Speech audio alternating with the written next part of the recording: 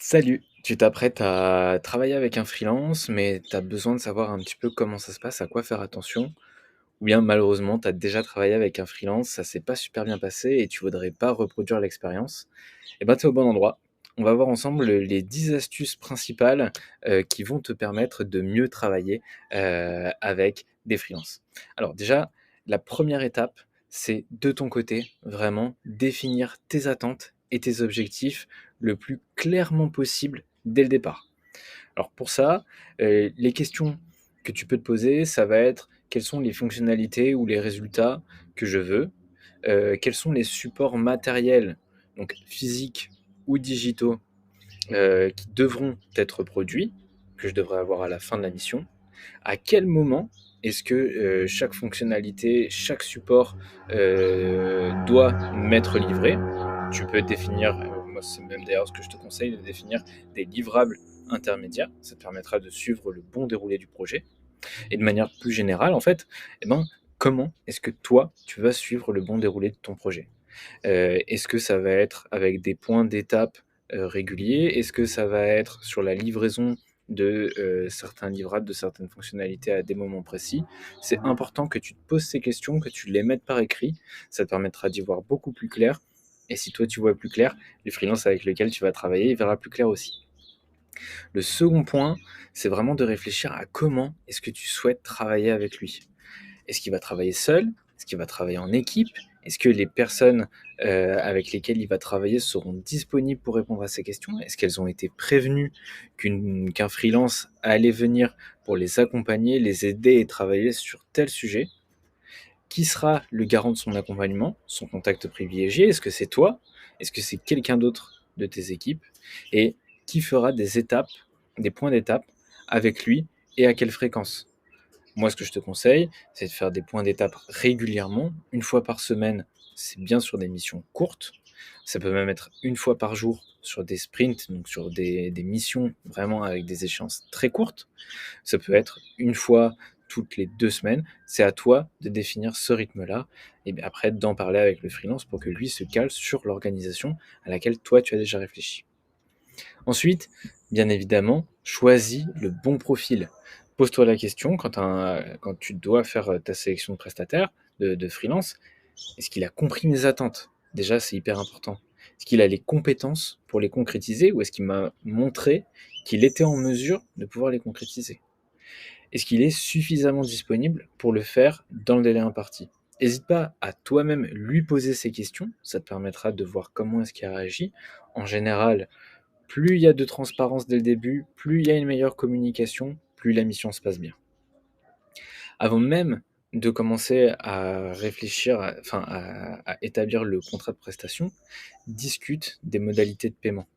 Il n'y a rien de pire que de garder des petits non-dits sur ces histoires d'argent. L'argent, c'est le nerf de la guerre. S'il y a des problèmes d'argent, il vaut mieux le savoir dès le départ. Sois fixé, discute-en ouvertement avec lui. En général, en tant que freelance, tu as déjà eu plusieurs missions, plusieurs accompagnements auparavant, tu es rodé sur ce genre d'exercice, tu n'as aucun problème à le faire. Donc toi, profites-en. Quel prix, pose-lui ces questions-là, quel prix est-ce que tu me proposes pour la réalisation de cette mission? Est-ce que tu as besoin d'un ou plusieurs acomptes? Comment est-ce que je vais pouvoir te régler? À quelle date? Une fois que ça c'est fait, montre-lui comment est-ce qu'il va pouvoir te transmettre sa facture. Est-ce que c'est sur une adresse mail? Est-ce que c'est sur un dossier partagé ou autre? Ça, c'est important qu'il le sache dès le début. Et plus toi, tu vas être proactif et ouvert sur ce genre de discussion, plus la relation de confiance va s'instaurer dès le départ.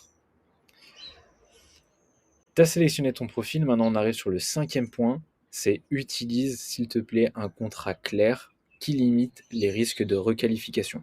Quand tu fais appel à un freelance, le risque principal, c'est le risque de requalification en salarié. C'est un risque qui est non négligeable, mais avec un bon accompagnement et un bon contrat, on peut le réduire de beaucoup. Pour ça, quelques conseils. 1. Présente ton entreprise. Son nom, son secteur d'activité, son numéro sirène, ce qu'elle fait au quotidien, ses missions, ses valeurs. Ensuite, fais le même exercice sur le freelance, ou demande-lui de le faire sur le contrat. Enfin, présente la mission, donc Ça reprend en fait les points qu'on a vus avant. Liste les fonctionnalités, les résultats attendus, que le freelance s'engage à atteindre, c'est important. Liste les supports matériels, donc physiques ou digitaux, que le freelance s'engage à produire. Liste les ressources que toi tu t'engages à mettre à sa disposition, donc le cahier des charges, les contacts de telle ou telle personne, les accès aux différents outils, etc., etc. Liste les délais impartis et les livrables intermédiaires. Et enfin, écrit noir sur blanc la rémunération que vous avez convenue ensemble. Une fois que ça c'est fait, bien sûr, fais-le signer électroniquement ou de manière manuscrite. C'est important. Évite le plus possible que toi ou ton freelance ou le freelance avec lequel tu vas travailler signe en faisant une capture d'écran ou une photo de sa signature pour venir la coller sur un document. C'est non éligible. Enfin, ça rend caduque le contrat. Ensuite, sixième point, accueille-le correctement. C'est pas parce que c'est un freelance que t'as pas à l'accueillir correctement. Fais comme si c'était un salarié. Présente-lui en détail l'entreprise, les valeurs de l'entreprise, les missions de l'entreprise et refais un point sur la mission sur laquelle vous vous êtes mis d'accord et qui fait l'objet du contrat. Présente-lui l'équipe avec laquelle il va travailler en insistant sur les rôles et les disponibilités de chacun. Présente-lui les outils et les ressources dont il aura à sa disposition et organise dès maintenant, dès son entrée, les différents moments d'échange et de livraison. Donc c'est les moments d'échange vraiment formels et les moments de livraison pendant lesquels lui il va pouvoir te présenter le travail qu'il a fait, en lien avec les étapes intermédiaires qu'on a vues juste avant. Ensuite, fais des points réguliers, mais pas seulement pour mesurer l'état d'avancement du projet. Ça reste une personne avant tout, donc demande-lui comment tu te sens. Est-ce que tu as besoin de ressources supplémentaires? Est-ce que les délais dont on a convenu ensemble vont pouvoir être respectés? Plus tu vas être ouvert d'esprit et instaurer rapidement ces éléments de dialogue, moins si jamais il y a un problème à un moment donné de délai pour X ou Y raison, ça générera de frustration. Et donc, forcément, votre collaboration à tous les deux pourra que mieux se passer. Huitième point, suis l'avancée du projet sans trop le solliciter. En fait, essaye de mettre à disposition des outils de suivi de projet. Ça peut être des choses très simples comme une feuille Excel qui reprend les différentes étapes clés du projet avec un système de cases à cocher en lui montrant comment ça fonctionne. Et comme ça, derrière, toi, tu vas pouvoir suivre l'avancée du projet sans forcément avoir à le solliciter tout le temps. Ça découle directement avec le neuvième point. En fait, faut instaurer une relation de confiance. Fais-lui confiance. C'est censé être un expert dans son domaine. Vous avez cadré ensemble la mission. Tu lui as présenté plusieurs fois les valeurs de l'entreprise. Tu lui as montré qu'il y avait des outils pour suivre l'avancée du projet. Tu lui as montré que tu étais disponible et que les autres équipes pour travailler avec lui étaient disponibles. Fais-lui confiance. Vraiment. Il n'hésitera pas de toute façon à revenir vers toi s'il a besoin. Et enfin, le dernier point, et pas des moindres, c'est au moment de la clôture, au moment de la fin de la mission, c'est hyper important que tu fasses un travail, toi, de ton côté, de retour d'expérience sur la mission. Comment est-ce que tu as pensé la mission? Qu'est-ce que tu as pensé de son travail? Qu'est-ce que tu as pensé de son travail, à la fois d'un point de vue humain, vraiment relation de travail avec lui, mais également sur les livrables qu'il a produits. N'hésite vraiment pas à lui faire des retours, à lui proposer des axes d'amélioration. Ce sera toujours le bienvenu si c'est bien structuré et que tu ne cherches pas à le vexer. Et surtout, toi, tu te permets de faire ce genre de retour, mais demande-lui-en.